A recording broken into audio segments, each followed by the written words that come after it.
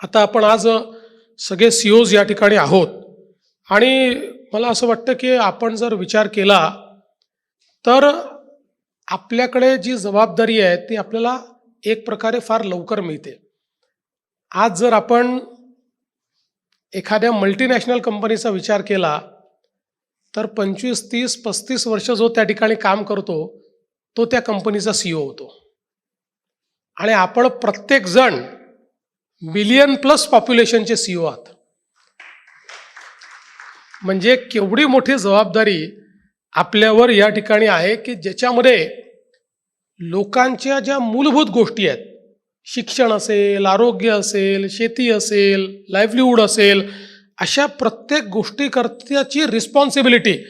As a CEO आपल्याकडे आहे. मला असं वाटतं की पहिल्यांदा तर ही जबाबदारीची जाणीव करून घेऊन ती सिंक इन केली पाहिजे की एवढ्या तरुण वयामध्ये आपल्याला बिलियन प्लस, काही ठिकाणी 2 मिलियन प्लस, काही ठिकाणी 3 मिलियन प्लस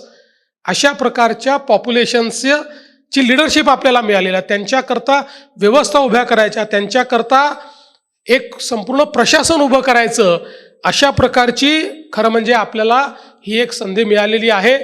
आणि त्यातनं ही जी काही जबाबदारी आहे त्या जबाबदारीला आधारित